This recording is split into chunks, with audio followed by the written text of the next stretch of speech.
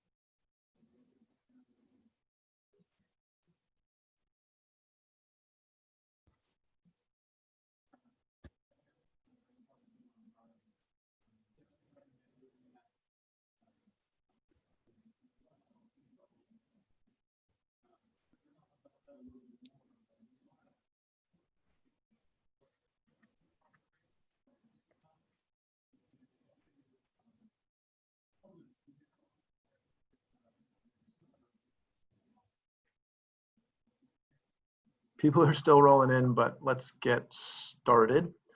Good morning, and thank you for joining us. Welcome to a candid discussion about racial barriers in commercial real estate. My name is Jonathan Mannheim. I'm the president of Howe Real Estate and one of the co-chairs of the NAIOP Washington's Diversity Inclusion Committee, which has organized today's conversation. We are pleased to be able to bring you this virtual panel at a time when people across the country are asking themselves, what role do I play in perpetuating or breaking down racial barriers in my own work, social circles, and community?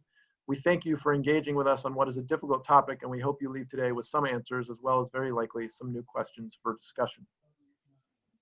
Allow me to take a minute to thank our diversity and inclusion sponsors. That's Hudson Pacific Properties, Howe Real Estate, Holland Partner Group, Stokes Lawrence, Touchstone, Bayless, Mortensen, Moss Adams, Pacific Project Management, BN Builders, Coughlin Porter Lundeen, Dagan Kolb Engineers, DWS, HIT Contracting, Invesco, and LBA Realty.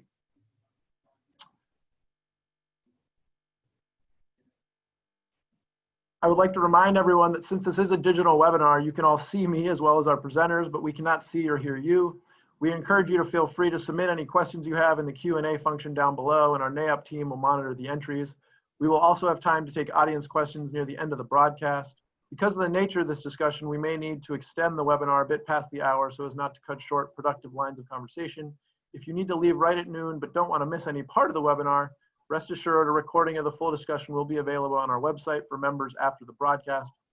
On our panel today, we have Andrea Caupain, CEO of Byrd Barr Place, Bill Bieber, Vice President at Exxel Pacific, and Pat Foley, one of the principals at Lake Union Partners, as well as, of course, our moderator, Rocale Timmons, SVP of Planning and Development with SECO.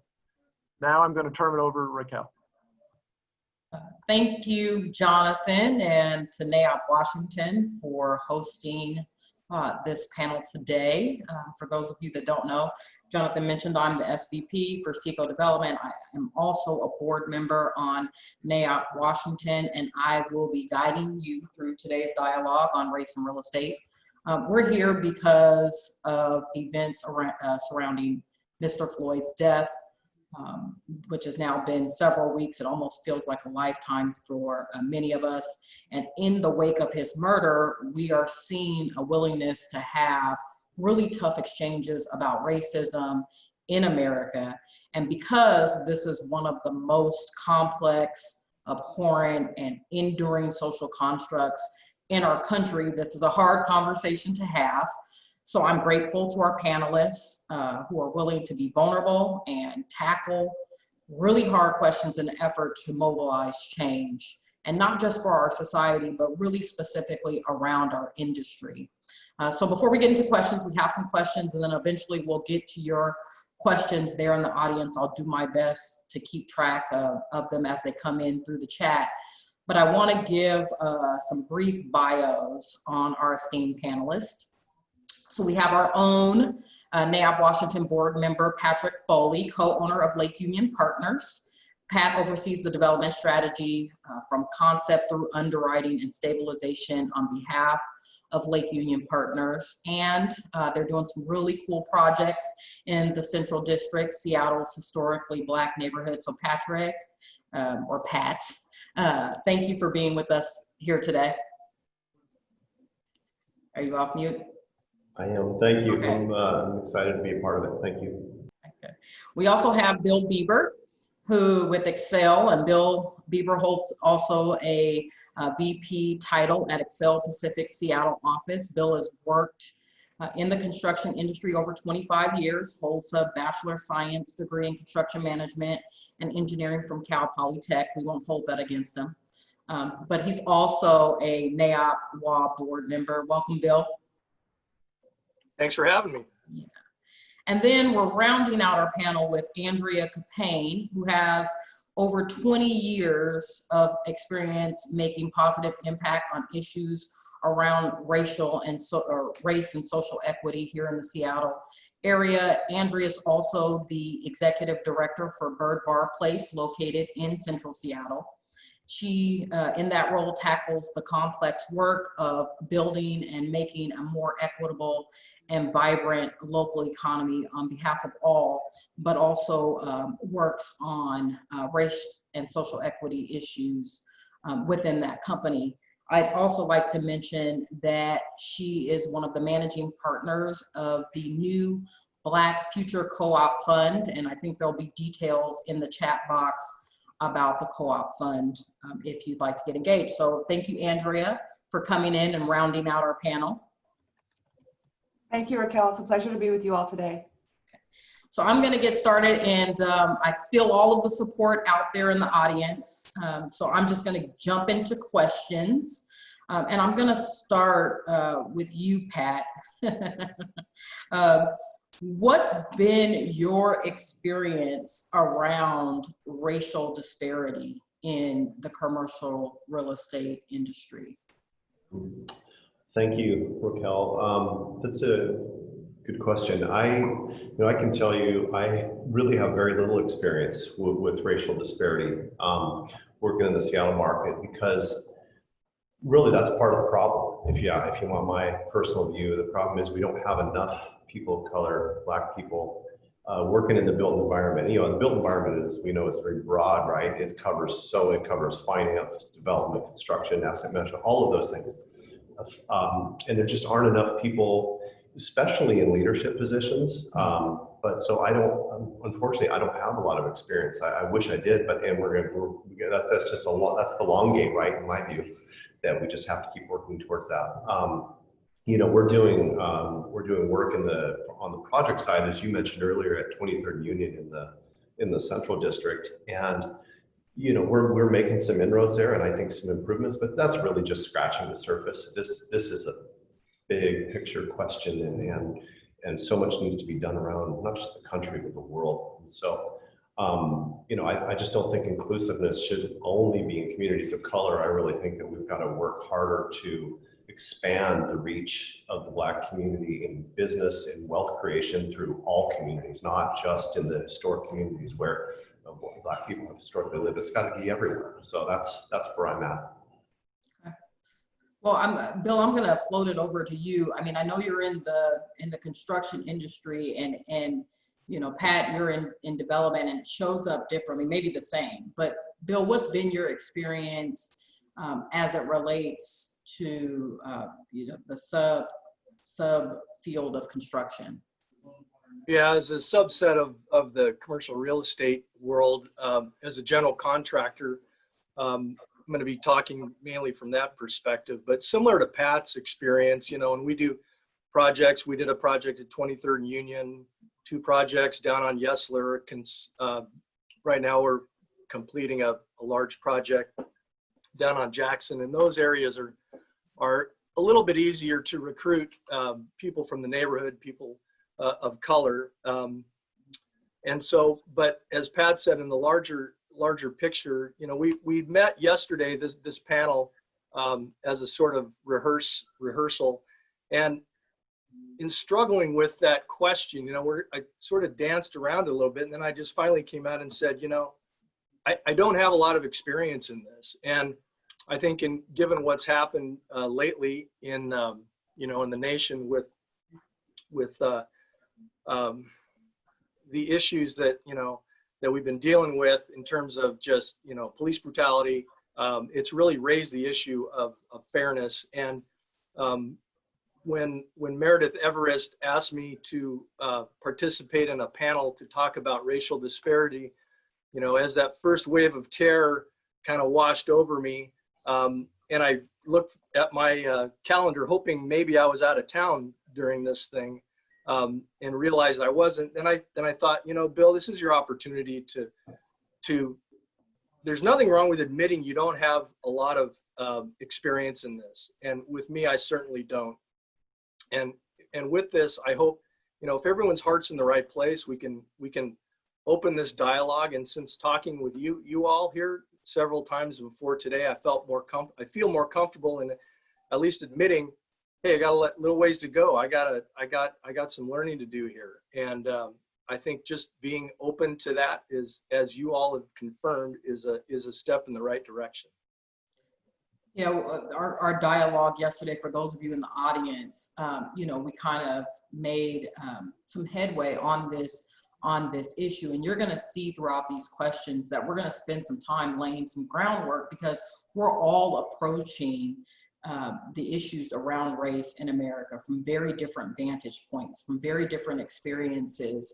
And so what we'll do today is try to lay some groundwork and then hopefully tackle some harder questions as we have a collective knowledge base. And it's one of the reasons why we brought Andrea in, who's been working in race and social justice here in the Seattle area. So we definitely want to hear from you, Andrea.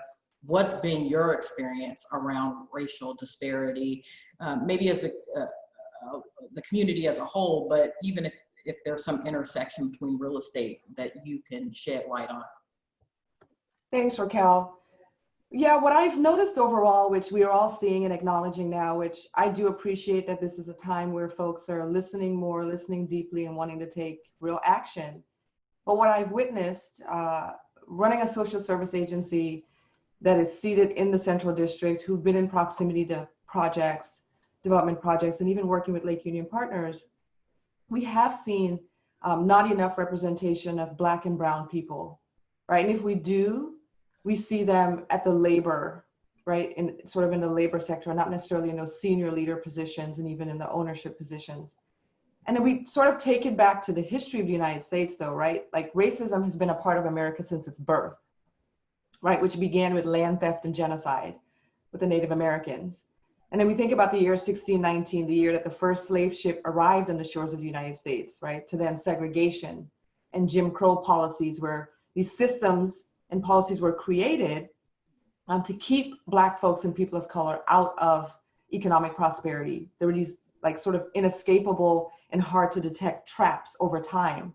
And it has permeated these sectors like philanthropy, government, and even development, commercial real estate being one of them. And I'm really encouraged because unfortunately, the death of George Floyd has become the most galvanizing killing since the lynching of Emmett Till, the 14-year-old boy in 1955, right? Lynched for offending a white woman. And people are now waking up to these behaviors that we've exhibited for decades, whether they're implicit or explicit, that do keep people out of opportunities. Again, as I said, there's not nearly enough of us that are represented. And that we don't have enough Black folks on these projects, in these opportunities. And it's not that we don't want to be there. We have the desire, we just haven't had the opportunity. You know, one of the most stark examples I've learned recently is that nationwide in the roofing industry, Black folks represent 17% of the labor force, but only 2.3% ownership, right? And that has to change. But again, I'm encouraged that we're having this discussion, that you all are open and ready to take action. I don't know how to follow up with a question now.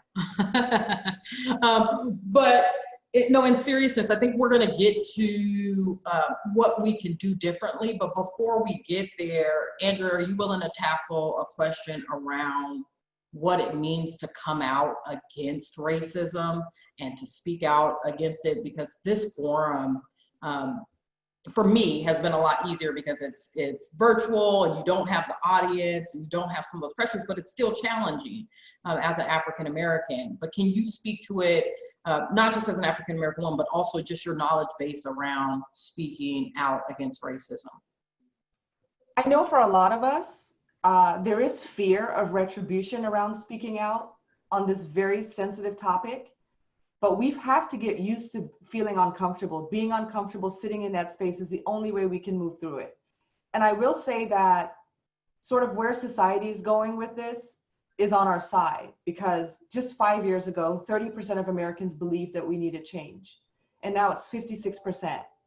And as I mentioned earlier, we are deeply listening. And there are a lot more white folks who are understanding at a more dimensional level what's happening and wanting to take change, wanting to make change and take real action. And so I say that we do have to speak out when we're in our circles with our networks, professional networks, personal networks. We have to raise it. We have to do our work, do our inner work to understand where has my power and privilege sort of provided me access to opportunities, and where has it burdened others and provided them sort of this segregation from opportunities. And how can I now step into this and support this? I think that all industries, including the commercial real estate industry, is based on networks and relationships. And you have to be willing to talk with your peers about this topic. You have to be willing to encourage them to make change. You know, these established companies need to make bets on people of color. We need to make bets on Black-owned companies, especially in subcontracting and mentoring them, sort of breaking down these traditional systems and encouraging your network to explore what systemic barriers look like in your industry, and be willing to sort of take a chance outside of your network and supporting people who don't look like you, who have not had experiences like you. Yeah. Bill, you mentioned earlier, coming to feel comfortable about just saying where you are in relationship to race. Do you find that there are some other issues, given that you're in leadership, both in your company and in the industry, around speaking out against racism?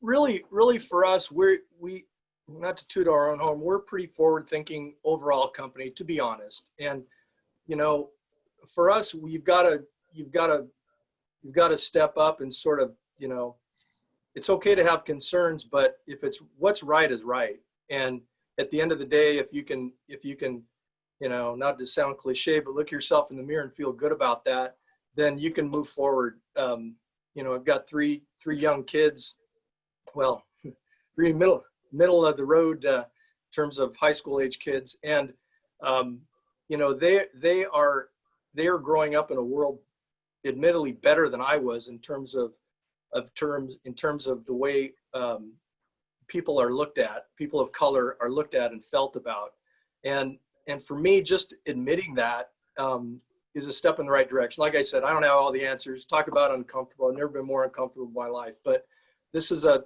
worthwhile cause. And as Andrea said, taking a bet, making a bet on someone, it's not always going to work out, but people of any color. But I think if we make that bet, make that wager, and bring folks along, give them the opportunity, then I think we're going to be in a better place. And there are some avenues to do that. There's the National Association of Minority Contractors that we meet with on a monthly basis.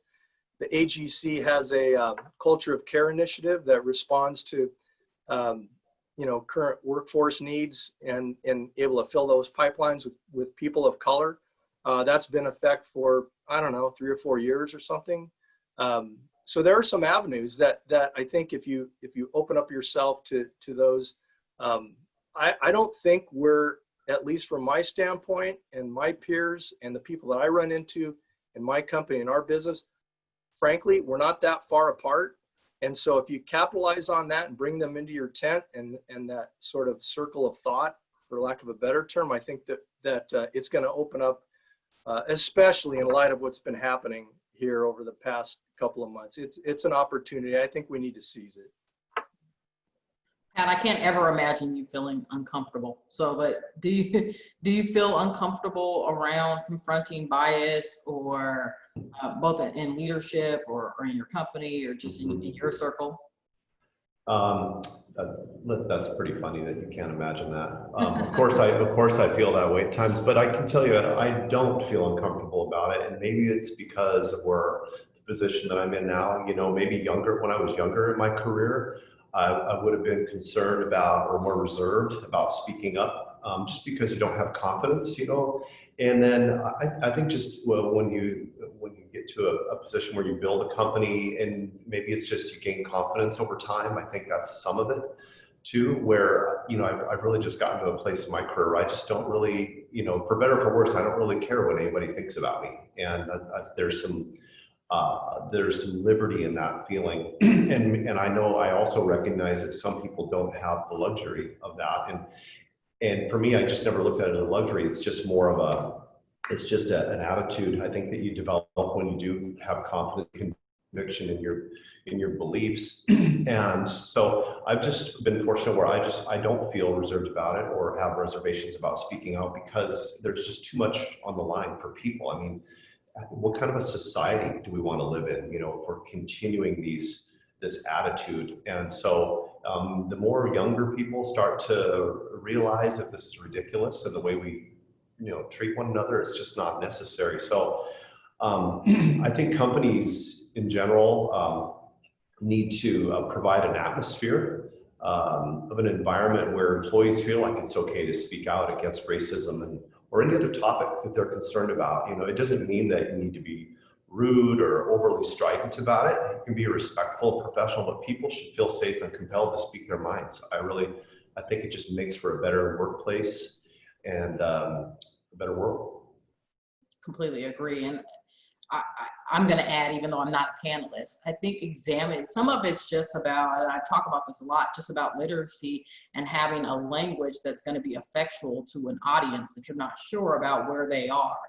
And so just finding the right way to communicate feelings or confrontation or questions or any kind of dialogue, sometimes it's hard to tackle just because there is a language around it that it's hard to not dance, you know, and you don't want to step on folks' toes. But I'm sure we'll get some questions around that from the audience if they're not throwing you softballs. And if I see too many softballs, I'll start asking hard questions. You know, Rocale, I think, Rocale, that, you know what, I think we'd all just have to realize some people just aren't going to like you, and that's okay. You know, we don't all need to be liked. It's just, that's why I think speaking your mind is important. Again, you be respectful, but you just have to be willing to speak your mind. Otherwise, I think you just regret it at the end of the day. So I'm going to pause right here. I was going to go to the next question, but I want to ask a question because you talked about folks that are younger in their career, and you talk about the luxury of, you know, being an owner and having developed a company and being in a position of power. What do you say to some of those younger folks that are just getting into the industry where it is hard? You do have to balance, or if you're in a client owner position where you really have to, you know, make nice with an owner, how do you dance around that? And I don't know, Bill, if you want to tackle, well, maybe Pat, you can start and Bill will flow to you. Well, I can jump in. Okay. You know, traditionally contractors are not known for being dancers. Okay, fair enough. Especially in this busy construction market. You know, we're not the we're not the old stodgy, you know, the old superintendent type yellers and screamers on the job sites anymore. Technology has helped our industry tremendously, and all of our folks in management and even our superintendents now are all college educated. Some of them have multiple degrees. So, you know, I think that there's an awareness there. As I said, it changes, and thank goodness it's getting better from generation to generation. It's not happening fast enough, obviously, and that's why I think we're talking about this right now. But the folks that we are hiring, you know, we'll talk about pipeline in a minute and recruiting and internships and those kinds of things. They're much different than even when I was in college, and that's all a good thing. Doesn't mean that we're progressing as fast as we want to. We still need to we still need to work harder at it right now, given this inflection point I think that we have in our environment right now. So when we sit down with subcontractors, when we sit down with owners and design consultants, and it's a good thing. There's not a lot of dancing around in our world. We don't have time for that. And thank goodness with with the amount of business we've had in this area, it's helped us to just get to the point quicker. And if you have to have a conversation about selecting a subcontractor that happens to be disadvantaged, they're the lower bid, you might not feel as comfortable with them in the fact that they can pay their bills on time, that they're not going to lean the job, those kinds of things. There are some things that we can put in place, pay them, you know, twice a month instead of monthly. So a lot of those smaller companies are living from hand to mouth. And if you want them to succeed, you have to have that conversation. And it's just not us as the general contractor funding it. We have to pass that through to the owner. In order to do that, you have to have a real coherent conversation about it. And it is uncomfortable. And sometimes they don't want to do it for reasons. And so you got to have it out there. You can't dance around it.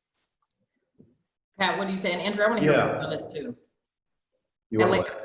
I said, Pat, I want to hear what you have to say, but I also want to hear a comment about this from Andrea too.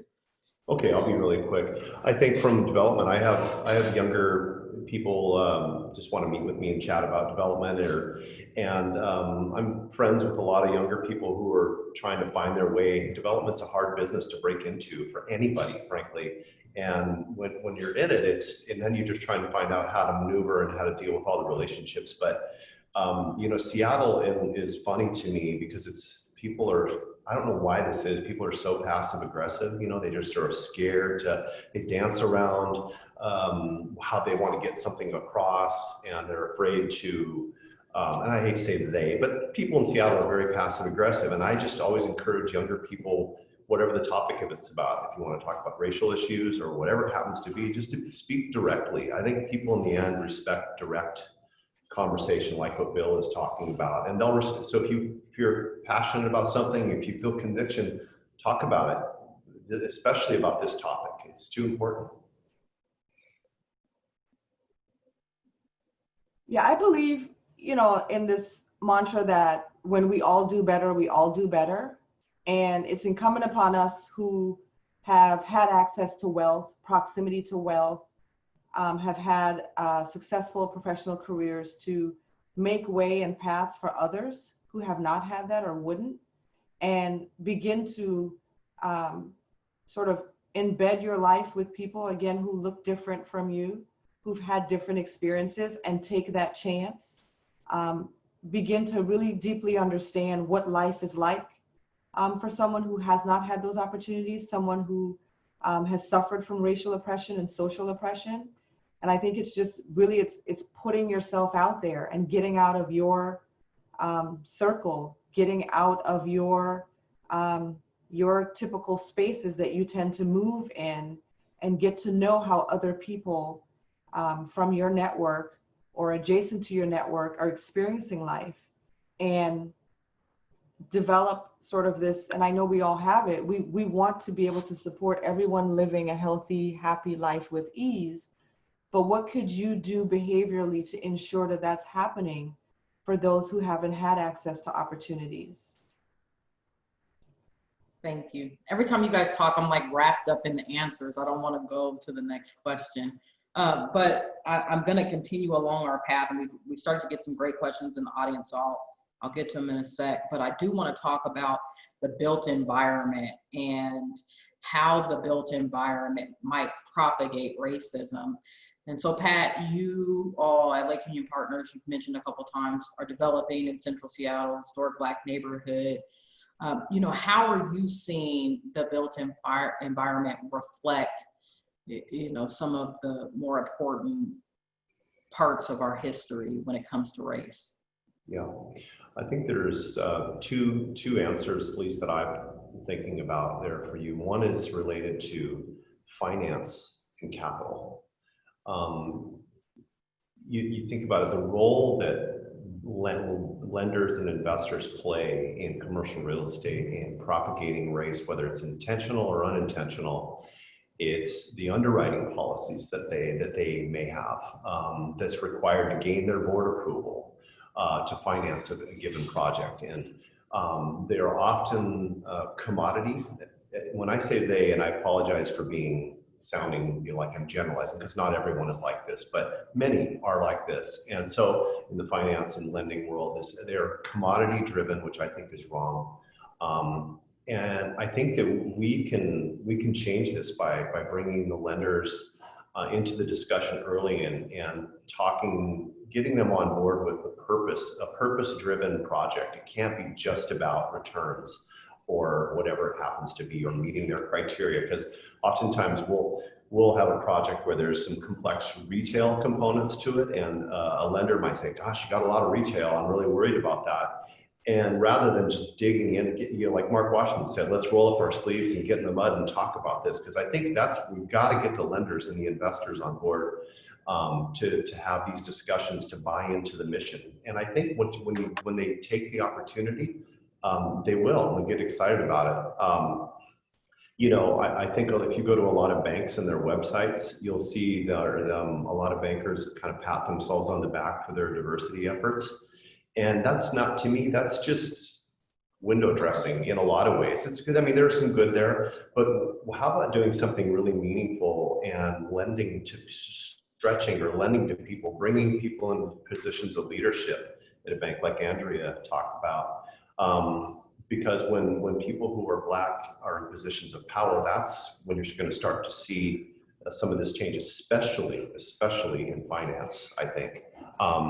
You know, oftentimes the burden is put on us, the developer, to deal with the community issues and work out all of these things. But the banks just sort of, you know, can tend to sit back, and that's your problem, right? So, but we need to bring them in more. And so that's part of it's on us too, to bring them into that conversation, but they also need to take the initiative. So that's the first part. And then the second is, I think, you know, the built environment is, it's such a broad multidisciplinary sector. You have design, development, investment, finance, construction, management, asset management, whatever. I think that the commercial real estate industry historically has been controlled by wealthier type families. And so breaking into it, and you know, they may have created their wealth somewhere else, but then they ended up owning a lot of real estate, and then families kind of move it forward, and then it sort of becomes almost like a fraternity. So I think making purposeful efforts to bring people into the business and go out and recruit people is really, really important.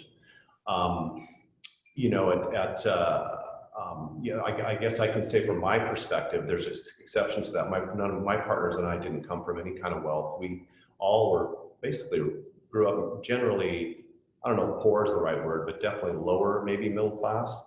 And just we've been able to just work hard and kind of find our way up. And there's plenty of people like that, but there's a lot of people that have inherited this position. And so those people need to be brought into the conversation and be willing to roll up their sleeves and get to work to solve the problem.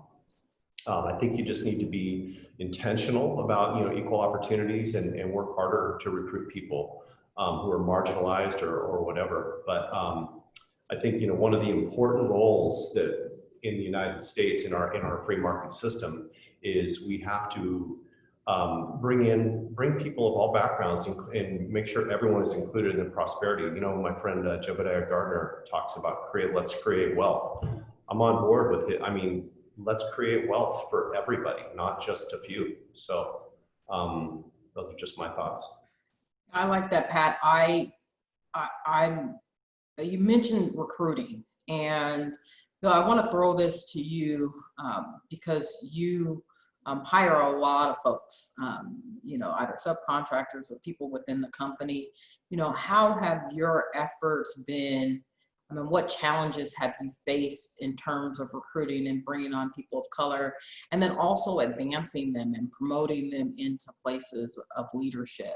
Can you speak to that? Is that for me or Bill? That's for Bill. Okay, yeah, I'll take that.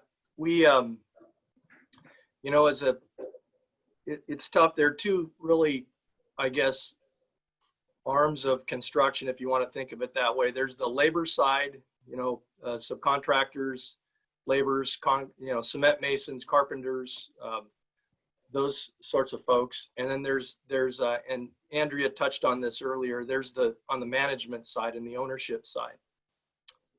This area is, we're blessed with a great market right now. and whether it's in the trades, just in general, doesn't matter what color you are, there's a shortage of labor in and of itself. And then if you start looking at people of color, those folks are in high demand. There are not very many of them, and it's hard to recruit them. I'll get back to that in a second. On the management side, construction management, architects, engineers, those sort of folks, in our company, we have a pretty robust internship program. We take on 10 to 12 interns per year from, you know, the Washington schools, Oregon schools, California, Idaho, Utah. And there aren't very many people of color in those programs, in those engineering programs, in those construction management, architecture programs. And then just with the amount of demand right now, it's been tough. It's easier. We have an easier time than most markets right now because of how busy we are. but it's tough recruiting those folks. There's frankly not very many of them. And so we need to look at that from a real grassroots level. What does that career look like? I'll just say it to a young black kid. What does that look like to him? How does he see that? How does he view that? Is it him digging a ditch, or is it him sitting in an office,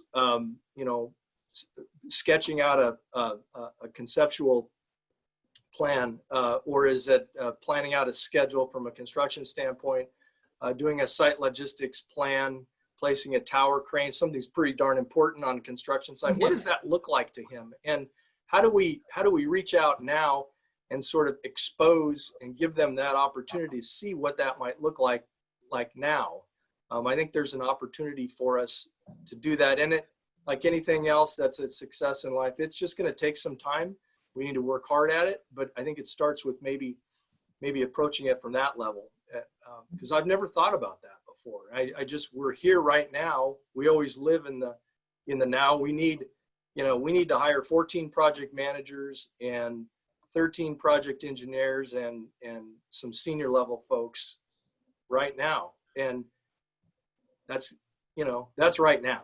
So we need to sort of take a longer view of it, in my opinion.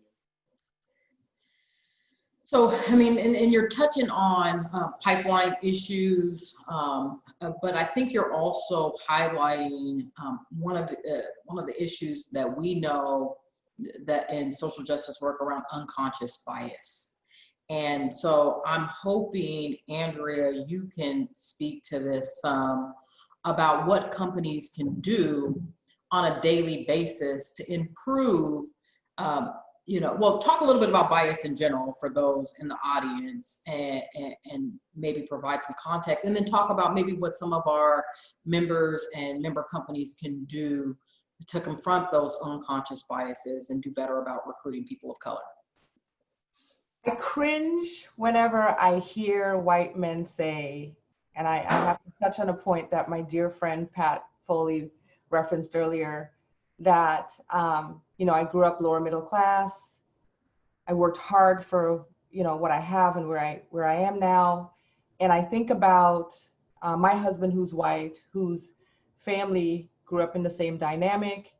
And then I also think about myself and all of my Black friends, how we grew up, where we are now, how generally white folks who grew up lower middle class, middle class, and where they are now.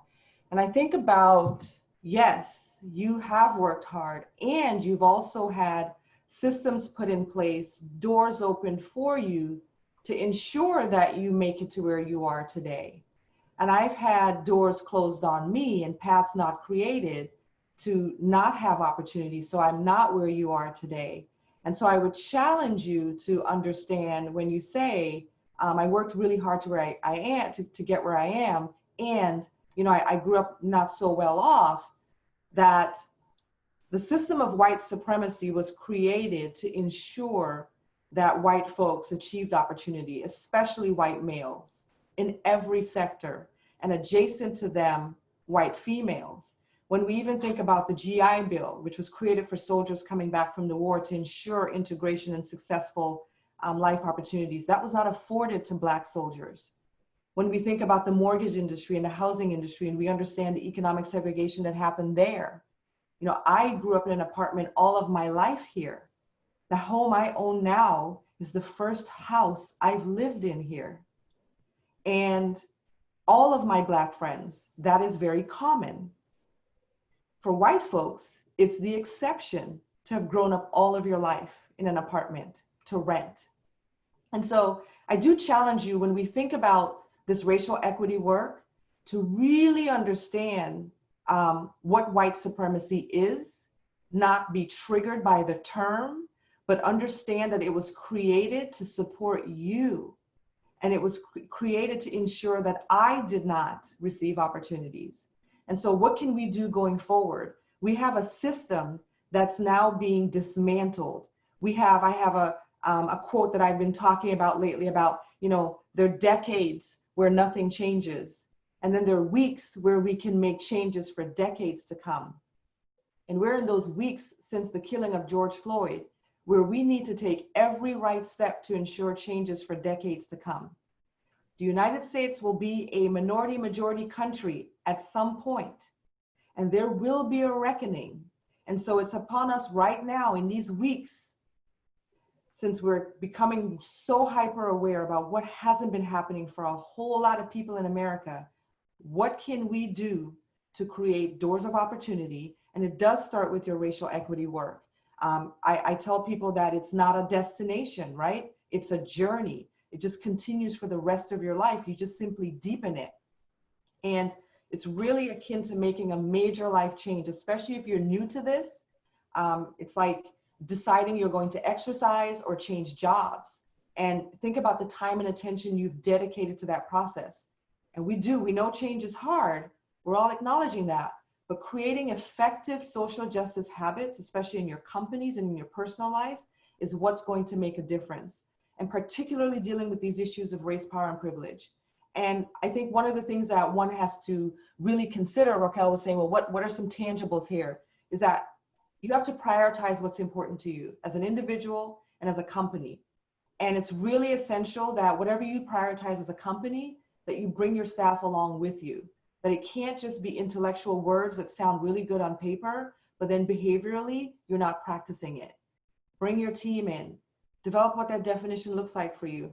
There's so many toolkits out there now that you can tailor to your sector. And then get training, but then understand, how do I shift my culture to match my words? How do I shift my culture? A lot of folks are saying today, I want more Black and brown people in these sectors. How do you really shift your behavior every single day to ensure that there are opportunities for Black and brown people to be in those seats and to have those opportunities? Okay, again, I'm wrapped up in the answer as opposed to being prepared for the next question. And I'm tapping on the pulse of the audience not really knowing, but I've heard over the last couple of weeks, you know, why are we having this conversation about race when it comes to real estate? And, you know, I'm hoping, Pat, you're willing to tackle this.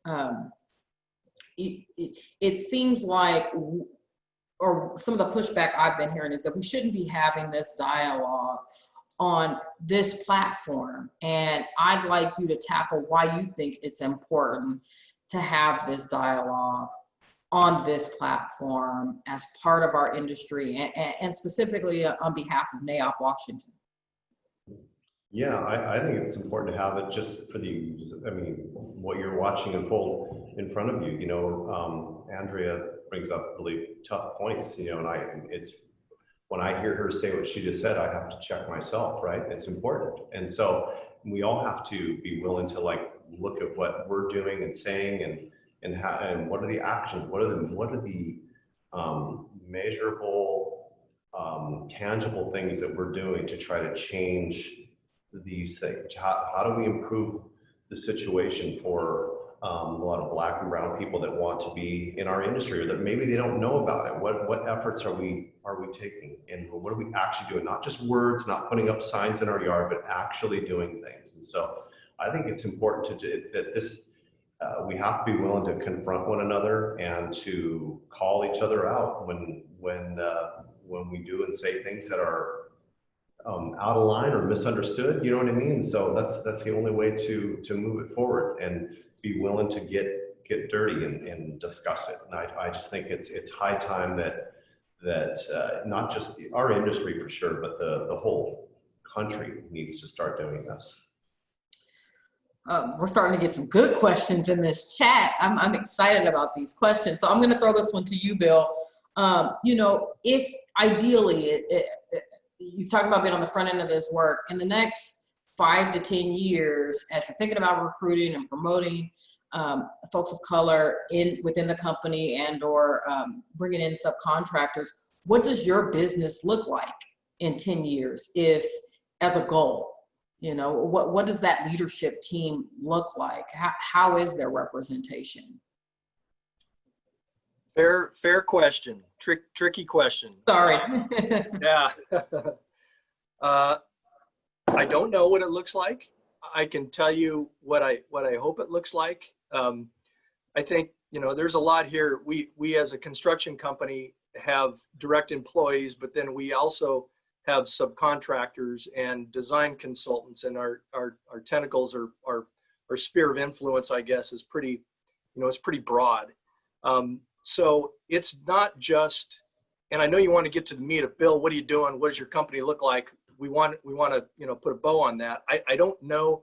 All I can say is we got to put one foot in front of the other. And I can tell you just in the last, the last month or so since the death of George Floyd and this thing, and I'll just say it just blew up.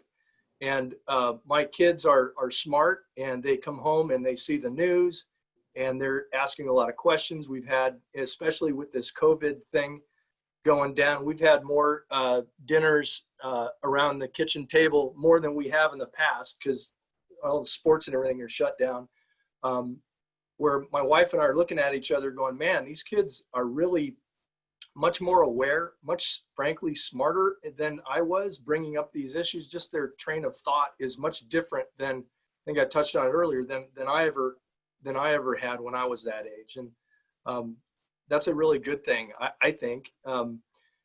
So what does the company look like? I like to think of it as what is my sphere of influence? What can I do to influence this company, my subcontractors, my design people that I come in contact with every day? How can I change that? And I think, again, thinking about a grassroots level of awareness in high schools of different opportunities out there in the construction world and the architecture world and the built environment world, as we're saying now. I think starting there and really focusing on that. I've made some notes here during this conversation that I need to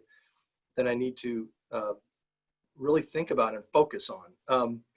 One other thought earlier that came to my mind was that as it applies to subcontractors, disadvantaged subcontractors of color, we need to, Pat said earlier that all the risk comes down to the developer. And here as a contractor, I'm sitting here thinking, I've negotiated contracts with Pat before, and he wants all that risk to go to the contractor. I didn't say that, Bill. Come on. No, Pat's always been more than fair. But all kidding aside, the distribution of risk is an important aspect of how these, hiring a subcontractor, maybe because they don't have a great track record, or maybe you've got doubts on whether they can pull it off in terms of just, keeping the work coming in. I think we have a healthy discussion about how do we distribute that risk, distribute it onto certainly the contractor. The subcontractor's got a ton of risk. The owner bringing them on board and saying, hey guys, there are smart ways that you can take risks in terms of hiring subcontractors. There's lots of different mitigation plans that you can put in place, anticipating that if things don't go well, how you're going to get through it. It's a lot of work. It's easier just to go with the low bid, or go with the subcontractor that's got the experience, it's got the manpower, tried and true, wash, rinse, repeat. It takes a lot of time. It takes a lot of,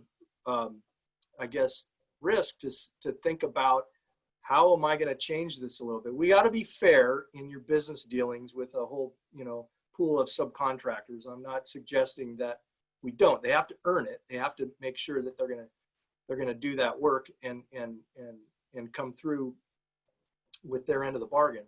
But there are ways you can mitigate that. So at our company here, getting back to this specific question, I think just, again, being open to, we don't traditionally use recruiters. I had nothing but bad luck with recruiters. However, what we're doing and the way we're sourcing labor right now, and specifically management labor, we're getting traditional, white people coming in the door. And not a lot of opportunity for, because we haven't seen them. They're just not there in the pipeline. So I think by as much as I hate working with recruiters, maybe working with them in a different way to try to source that labor pool from maybe a different spot that we've been looking. You know, you're also touching on the periphery of a point that I'm going to throw to you, Andrea, and I'm getting to everybody's questions. I'm trying to weave them in to the flow of the dialogue. So I see some really great questions, but I want to talk about tokenism a little bit for people of color who are in the industry. Sometimes I'll find myself in the room on display, you know, as an African-American token of sorts to kind of point to and say, hey, you know, we're diverse, you know, look at this brown girl here. And I've told people often in my career that I don't care, and I shouldn't use the word care because I think I do, but I try to dismiss whatever someone else's motivations are for putting me in a position, and just feel confident in my own ability and my own skill set and my ability to add value in any room that I go in. But Andrea, I want to talk to you about this, and can you expound a little bit more on tokenism and how you see it show up in all sectors, but maybe even in commercial real estate? Yeah, we were created, you know, sort of this culture was created around tokenism to make people feel good, right? Yeah, there's a lot of conversation started in the 80s around diversity, and to have, you know, more women on your roster, more people of color, people with disabilities, you name it. And it served a purpose. People were able to show tangibly that I am diverse. I value diversity because I have people with differences in my organization. But what we found is that those people weren't moving up in the company. They weren't provided with opportunities. They were being overlooked and dismissed. Like their ideas weren't being sort of taken seriously. And what has happened is we think about the disservice it's done, because we know that regardless of your background, regardless of your race, we all have access to these signature skills. And in order to truly be a competitive economy, you've got to allow this diversity, right? And ingenuity and innovation. And we've set our society back by not allowing that brilliance in our organizations. And it's really sad because you've found that people of color and people with differences have left in droves because they weren't valued. And there's some of us who have stayed, and I'm not saying that, you know, myself or Rocale necessarily have done this consciously, but a lot of Black folks, particularly who've worked around white folks, have found ourselves doing what's called racial caping, right? We cater to white comfort. And when you think about where that came from, there were poison cookies handed down in our culture. So back in slavery days, if you did not make the white man comfortable, you were killed, right? After slavery, if you didn't make the white man comfortable, you lost your job, you lose your stature. And so a lot of us who are tokens are relegated to protecting white people and creating white comfort. So be very aware when you're in your spaces where you're allowing folks with differences and how you're allowing them in those spaces, and really giving them a voice and empowering them to be in those spaces and not just be there to make you comfortable. That's good. You knocked out one of those questions that one of our guests in the audience mentioned about softening our language and tone to kind of be digestible to a white audience. I want to talk, I mean, I know we're wrapping up. Someone from the NAOP team is going to have to let me know if we're going to pause here and let folks know that we're going to continue on with a couple of questions. I have about maybe 4 or 5 more questions around culture, diversity and inclusion versus race, and career growth. Before I get to those, Jonathan or Sarah or someone, did you want to step in and give an announcement? Okay, never mind. I can give an announcement. We're gonna go for till 7:30 is what Bill said earlier. Well, I guess not. Anyone jumping in?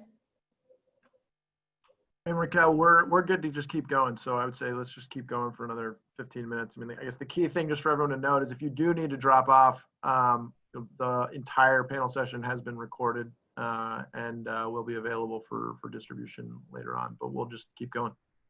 And then also you want to thank the sponsors, yes? I can do that now. Okay. Yeah, so one more big thanks to our sponsors, Hudson Pacific Properties, Howe Real Estate, Holland Partner Group, Stokes Lawrence, Touchstone, Bayless, Mortensen, Moss Adams, Pacific Project Management, BN Builders, Coghlan Portal and Dean, Dagan Kolb Engineers, DWS, HIC Contracting, Invesco, and LBA Realty. I'll have some other remarks when we wrap up the panel for real, but for those who need to drop off, thank you for joining us, and we'll keep it going. Thank you, Jonathan. I just want to add to that, you know, I sit on the board. I'm the liaison to the Diversity and Inclusion Committee on behalf of the NAIOP organization. And I have been very, I don't know, warmed. My heart's been warmed about our sponsors and their contributions to the committee and to this hard work. So also a personal thank you to all of the sponsors. We know that your sponsorships have been very intentional around our efforts to broaden and include people of color and other diverse populations into our industry. Okay, so going back to questions. You guys good for another 15 minutes? Okay. Someone asked a really good question about culture, specifically as it relates to team building and networking and connecting, and that we see often in our industry broad examples of networking like golfing and skiing and snowboarding and other types of networking activities that historically people of color just have not had access to. I won't even tell anyone my first story about skiing, and it was the first and last,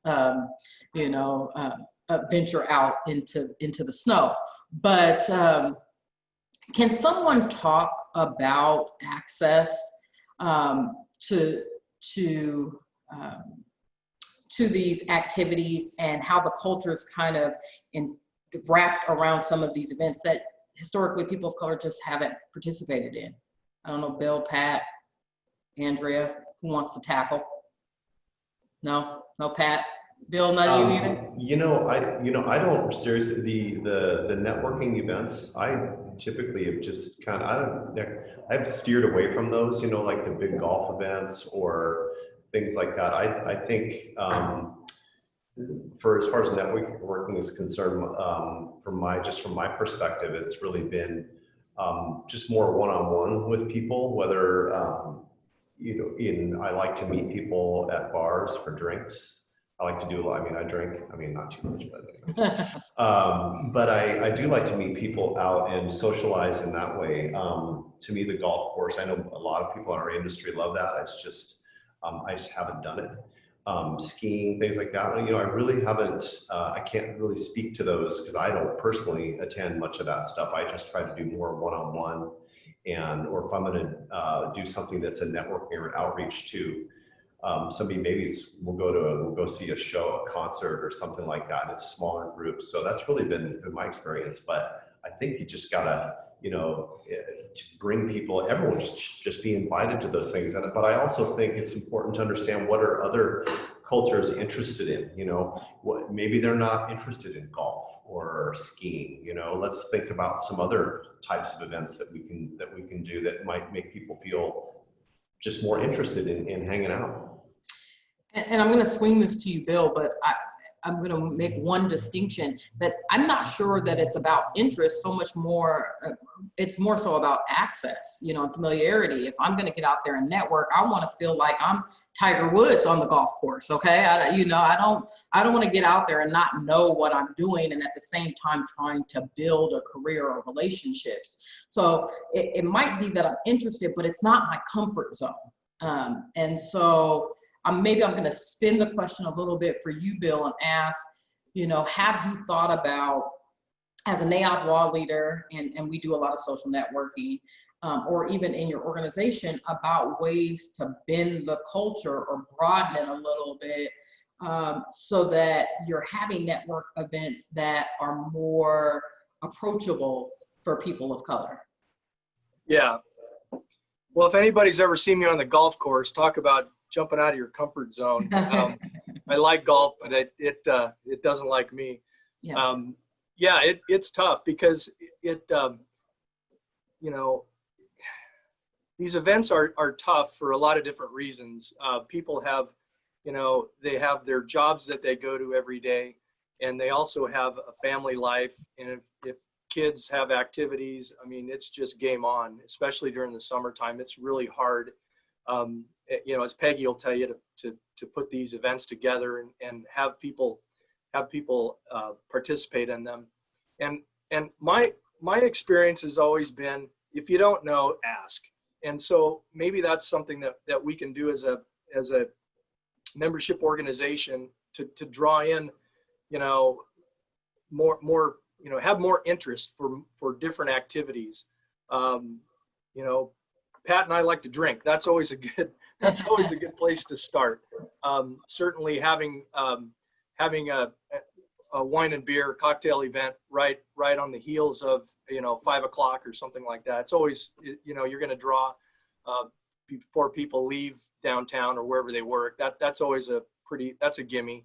The bigger events, the golf tournaments, the skiing events, those are big investments of time for people. And in my experience, usually they're the younger folks that don't have maybe the demands that us who have families have. And so I think it's a broad, there's not a silver bullet here. It's a broad array of activities that would draw people in to participate and feel more comfortable. Just getting to know each other, and just getting to, we all have commercial real estate as a common denominator here, whether you're a contractor or a developer or, an architect, consultant, whatever. And so that's the common denominator. So I think if you had, we've done it before where we have a building has just gotten its certificate of occupancy. Pat Foley, when we finished the State Hotel, had a big event. And that was awesome because we saw people from every walk of commercial real estate for sure. So, those things, there's no silver bullet. It's just asking people what's convenient for them and making it available to them. So Andrea, I'm going to swing this one to you, and I'm going to bend it a little bit more. For our organization, we go into rooms, and I've been in those very, very large rooms where I'm looking around, and you want to see a reflection of yourself in some sense. So you feel that comfort and that reinforcement, if you will, of your own identity and your place in the room, And so what can we do as an organization to make our events more approachable, make our committees and our work, because we do some great work within the organization, how do we make them more approachable for people of color? And then once they get there, how do we sustain their interest and allow them to inform the work that we're doing?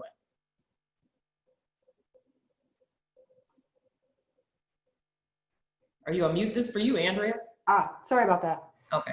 Yeah, I remember so I immigrated here when I was 12, and in my country, ballet was free. And I did ballet for a long time. I loved it. And my family quickly realized that it was too expensive to do ballet here. We didn't have a car, so there was no way we could get from Kent to ballet at Seattle Center. And I still had a love of dance, so that led me to hip hop. And that's what helped me integrate into U.S. society, was my love of dance, but then also hip hop. And I thought about the friends I grew up with in hip hop, what they looked like, their worldviews, their experiences, which were very different than the people I may have interacted with if I could afford to do ballet. Fast forward to today, I just learned several years ago what a pontoon boat was. I've never been skiing. I don't golf. There were times in our history where Black folks weren't allowed in country clubs. And so we do have to think about when you are assessing, is your company, sort of your cultural competency in your company, the people that you're trying to attract, and what, as Rocale said, what resonates with them. So in our organization, we're pretty diverse. And when I say diverse, by age, by race, by experience. And so it's intergenerational, but we've got Black, white, Asian, Latinx on our staff. We've got foreign-born, native-born. And we roll out events around what works for the team by polling the team. Rather than Andrea deciding, I'm going to throw a hip hop event because I grew up on hip hop and everybody's going to like hip hop on the staff, it's, hey staff, we want to do an employee luncheon, or we want to do an employee get together after hours. We want to do a team building session. What would you like to see? What would bring you to that? And no limit. What would resonate with you most? I mean, down to something like a potluck, we do that with, right? It's hearing from your team, and rather than making assumptions that everyone would like to golf, everyone wants to go do this one thing, and it really does marginalize others. And those are the events where we knit the team together, right? Those are the events really, truly where you move your company forward, where you're making decisions, important decisions that you don't realize you're making in those moments that exclude others. And so, again, when you're rolling out these events, when you're thinking about the type of environment you want to put together, you do have to consider how other people who are different from you would experience that event and experience your company. It may be comfortable for you, but it might at the same time be uncomfortable for someone else. That's good. I'm gonna swing this to Pat, because Pat, you mentioned, and I know Jebediah, and I've also met with you one-on-one, and I wanna know, and this is a shift maybe from this last part of our dialogue, but as you're talking with young people who want to grow into ownership positions and C-level roles, you know, what's been your conversation with minorities about career advancement and growth opportunities? Yeah, I think it's, yeah, Jebediah is one, but there, there are a lot of people that I talk with about, how can I maybe be more empathetic and just put myself in that person's shoes, but also how can I personally help them grow into the position? Is it knowledge about the business? Can I share financial modeling with you? How do you build a financial model? How do you underwrite a deal? All of those kinds of things. How do you network? Can I connect you with people that I'm connected with? Can I help you with financing? Not me personally, I'm not that wealthy, but can I connect you with people that I do know that are wanting to take a risk? I don't know if you say a risk, more of just a risk. Maybe somebody doesn't have the balance sheet that is normally required, but that's kind of what I was talking about at the beginning of the conversation about lenders and underwriting. But it's all of those types of things. How can I be helpful to you? And to really, because I think a lot of people just in business have to just sort of find their way in and kind of scratch and fight. But I think that if we're willing to roll up our sleeves and take 2 or 3 or 4 extra steps to make sure people are in a position that they're successful and that and show them that you care about them, that you respect them, and that you want them to be successful and you want them to share in the wealth of society. So I think it's just taking the time. A lot of us are busy in our lives, and you just like, God, I don't have time for this, but you have to make the time. And so that's really my conversations, are those kind of more micro type of things. Okay. And I'm sorry, this is going to be hopscotch because I'm trying to catch the questions in the audience. So I have about 2 more.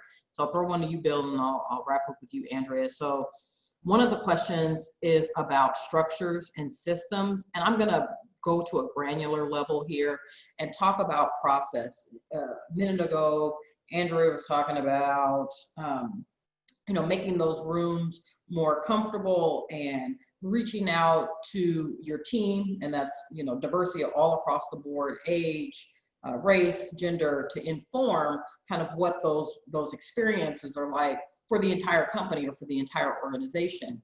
What I found, especially over the last month or so is that there's a learning curve on with white populations about this type of work, and it requires some bending and some mental gymnastics around process and procedure and systems and how to break those molds. And so, you know, have you had experiences around breaking some of those systematic barriers and those processes in order to bring people into the fold? Have you been on that threshold, that confrontational threshold? Let's see if I understand the question right. So Sorry. No, that's okay. I heard a couple of different things. So one of the things is that we use a lot of systems-based tools. Is that where you were going in what we do? Let's go down that rabbit hole. Yes. Everything's a process. This is the first thing I heard from you. Everything's a process, and how do we, you know, I think to Pat's earlier comment, just connecting with people on an individual. If you're in a room, Rocale, and you're looking around and you're not comfortable, or you would feel more comfortable having somebody that looks like you, or I would even say express an interest in you, in looking at you right into your eyes. You're not looking over your shoulder. You know, I'm not looking over my shoulder at what's happening behind you. I'm looking at you, and I'm showing a genuine interest in you as a person. And I found that when you do that, people, that feels good to them. Okay. Maybe I'm not the same color as you, so sorry, I do the best I can, but I'm not there. But if I show a genuine interest in you, people in my experience anyway, respond to that. So it's as far as the, you know, talking with people and bringing them into your tent, making them, you know, maybe they don't know, maybe they're not familiar with your business, how things work, the systems. It could be really frightening to them, intimidating, and even in some cases, well, what the heck? Why do I even want to do that? This is not comfortable to me. I don't know what they're talking about. So the more you can boil it down and share with them some of your experiences that, shoot, when I had no idea. I came into this business because I was I dug ditches, and I was an electrician, I was a painter, and I was a carpenter. I did manual labor, and sort of that was familiar to me. People took an interest in me and sort of helped me out along the way. It goes to Andrea's point earlier, where, you know, I was privileged. I never thought about it till she said it earlier, in giving people breaks along the way and sort of lifting me up. There were people that took the time to do that with me. So I don't even know if I remotely answered your question, but yeah, you did. And I think we're almost, I think the point, I almost wanted to answer my own question. I was almost trying to like guide out an answer about the fact that I think we have to figure out a way to start to bend our processes. Sometimes are exclusionary, and we don't see them that way because we're just doing the processes for the sake of process, and we're used to doing them. But those processes and systems have been there and have some historical legacy and some historical roots that really are exclusionary for people of color. And sometimes we have to get creative around the processes. And I like what you said about being very, very present and acutely aware of the person in front of you and making that connection that allows them to feel comfortable. I'm not gonna lie, just when you said it, even though we're virtual and I have a relationship with you, Bill, you've done great work on behalf of SECO, but I felt connected and I felt more comfortable and I felt seen just in that moment. And that was important for me personally. All right, so I'm gonna wrap up because I know we're getting close on time. We had one more question that this was specifically to both you and I, Andrea, but I'm gonna let you field this one because I'm the moderator and I shouldn't be talking. But this is around gender diversity and racial and ethnic diversity and the distinction between the two. And that sometimes we lump diversity and race, and we just throw it all into a pot together and there isn't a clear distinction. Can you speak to that some? Yeah, we have fallen into this fallacy that if we solve gender diversity, then we're solving diversity. And just think about what diversity is. When we say diversity, equity, and inclusion, folks, we're saying we're diversifying away from the white model, from white bodies, from white experiences. So when we say, you know, when people say, well, look, I've filled my board with more women and they're white women, or I filled my company with, you know, whatever, and white women, you're not tackling the issue. And I think it's great. Women have been left out of opportunities. But what we're seeing today are the fruits. The reason why we're having this conversation is because Black and brown people have been excluded from opportunities. And what we're seeing today are the fruits of past policies that help to perpetuate that. And one of those was solely focusing on gender diversity rather than race and ethnic diversity. You know, and so today I'll say, I know we have to wrap it up. This is bigger than a moment that we're going through today. And I really, really appreciate you all having this stage and this platform to talk about this issue, because I feel like this is a step forward for people of color, for our country, because we're in a movement right now that's much bigger, the biggest movement since the Civil Rights Movement. And it really is important that we take every right step to ensure change for decades to come. And so we can't continue to operate in these spaces that are comfortable for us, like choosing to just deal with gender versus race. And so I say, you know, really think about when you're doing your DEI work, it is about diversifying away from the white experience and the white body as a model. And when we think about the word inclusion, it's about including people of color. Think about where you're including them and how you're including them. And I'll end with that. All right, well, I don't have anything else to say other than thank you. I feel honored and humbled to have participated in guiding you through this conversation. It's been impactful for me. I've learned and appreciate all of the personal relationships I have with you all, and also feel empowered that you all are leaders in our industry and in our community. Thank you. Thank you, Rocale. If I could just say, I really appreciate it. And I've really enjoyed getting to know you as well. It's been great, and I'm looking forward to it. And Andrea, I'm looking forward to getting to you better as well. So thanks so much. Thank you, likewise. Bill, any words for you? Parting words? No, just thanks for making me step out of my comfort zone. I really appreciate it. It's been interesting and scary and intimidating, but I really appreciate your guidance and talking things through here the last few times we've met. Really, really appreciate it. Well, hopefully it was rewarding too. Thank you so much. It was rewarding. Jonathan, do you hop back on? Yeah, I've just got a couple comments. Huge thank you to Rocale, Andrea, Pat, and Bill from the NAIOP Washington D&I community. We really appreciate you guys making the time for the conversation today. Thank you, of course, to everybody again for joining us. You know, this is just one part of the conversation that we are, you know, pushing within NAIOP and the commercial real estate industry. Our next event is called Race and Real Estate. How did we get here and where are we going? That's July 15th breakfast hosted by the Programs Committee.